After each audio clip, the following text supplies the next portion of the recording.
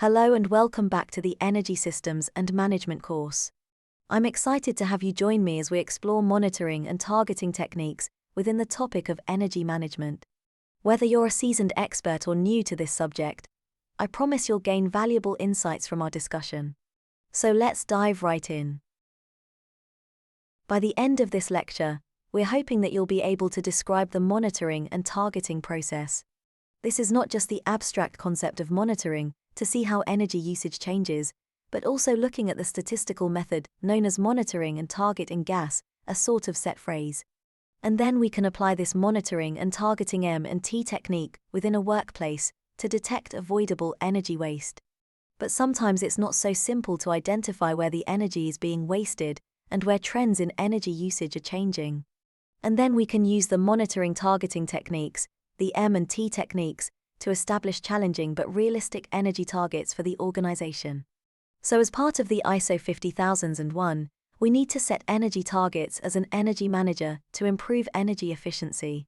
The actual magnitude of those changes and the magnitude of those targets are left to the energy manager to decide, because obviously these will depend on the nature of the workplace that you're working at. So I've mentioned M&T, which is monitoring and targeting, a few times so far in this lecture already. I understand that the nomenclature, that is to say the naming system, is a little bit confusing here. But when we talk about M&T, we are referring to a specific management technique that is widely used in several industries and processes. And this relies on the fundamental concept that you can't manage what you don't measure. So on the previous slide, we looked at monitoring on its own, what monitoring will make up, or what consists of, and then we looked at targeting as well. But they have to be combined together for energy management to make the ultimate goal of reducing energy costs and improving energy efficiency much more achievable. And it's not just energy management. The M&T process is used in other areas, although energy management is a major area that it's used in. So stocks and shares, whether measuring performance in consistent ways, is very important. Perhaps it's also helpful to imagine where M&T is not used, where a target is set with no plan for measurement. So this could happen if a business owner or someone like that just decided, hey, we want to reduce our energy costs by 10%, and then there's no guidance on how that is to be achieved, or how it is to be measured. In that context, it becomes very difficult to say with certainty that the target has been reached, and also then becomes impossible to quantify how much energy or money has been saved. There's also a hazard known as a moral hazard, where if the target is too vague, it's possible to achieve it without actually reducing energy usage by dishonest accounting of the energy usage. But in the context of energy management, the primary objective of monitoring targeting is to gain a better understanding of how the energy is being used, and then to identify the key factors that drive this usage for the setting of targets. Applying monitoring and targeting techniques as an energy manager will help you detect avoidable energy losses, which is the primary objective of what you're there to do. Now obviously, sometimes it's very easy to see where energy is being wasted in the form of heat being vented out of the building that requires heat, or waste materials being thrown away and so on. Other times, it's very hard to detect changes in energy usage, and these could stem from a faulty check valve in a boiler to the entire process being set up in a way that's somewhat inefficient. Therefore, the monitoring and targeting will allow you to detect these avoidable energy losses, and then we'll be able to see how much money that's saved. That's the quantification, which is obviously very useful to justify the actions that you take.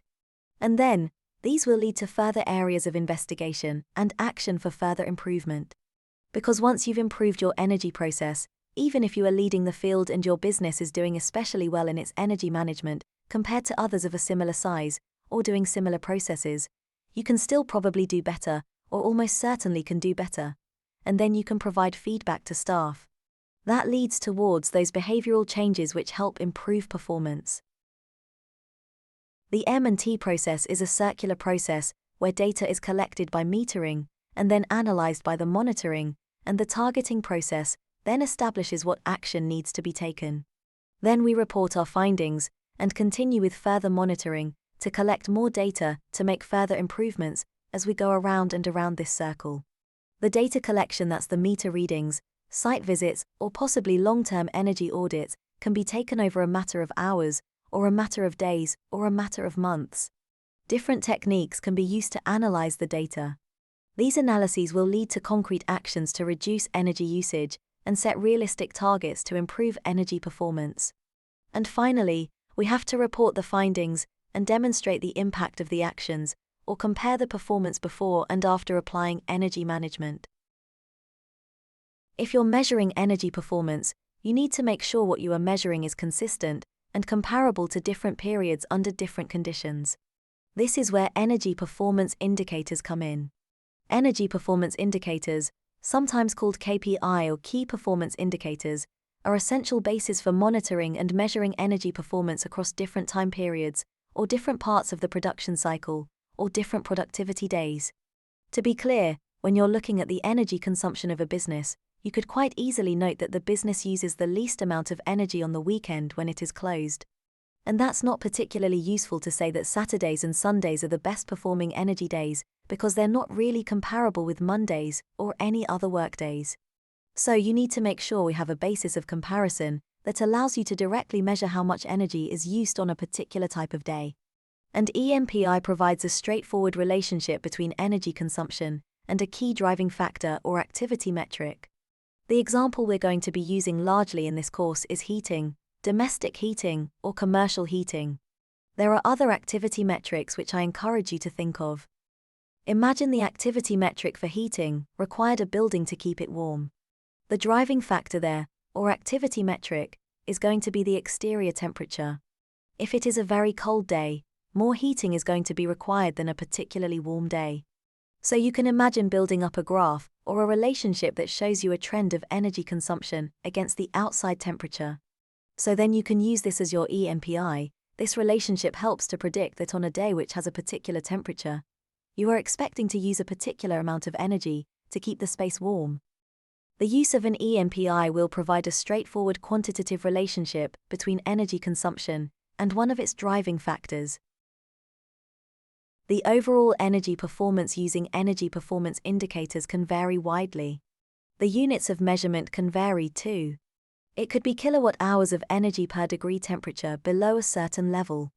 It could be kilograms of CO2 emitted per square meter of carpet produced per year, or kilograms of CO2 per staff member employed at the business, or kilowatt-hours per meter of iron railing produced, or kilowatt-hours per square meter of office space per year. Hence, normalization of the data improves comparisons and allows better comparison between different activities, for example, comparing a building in the south of France with a building in Scotland by stripping out some of the energy costs related to heating a building in Scotland. Therefore, we can widen the base by which we can compare different activities and their performances. And from these we can then derive what the regular, or what the expected annual energy cost per ton of a product produced by a producer anywhere in the world would be. Or we can compare different coastal regions, or different occupancy patterns, or even different production processes, and see which one has the lowest energy cost. Then these provide the performance indicators which are the benchmark standard for a particular process, whatever that process is in the world. So there is an energy performance benchmark for the production of a particular product, and how much energy is required per unit of the product produced. Now, if your business can meet this benchmark, great. But that doesn't mean there's no scope for further cost-effective savings. That doesn't mean that once you've hit this performance criteria, there's no room for improvement. There's always room for improvement. Thank you for joining me in this short lecture video. I hope you found the content both informative and engaging. For a more in-depth understanding of the topics covered, please refer to your course handout, which accompanies this lecture video. The handout, prepared by Professor Zandi, contains valuable supplementary materials that will enrich your learning experience. Your commitment to education is greatly appreciated.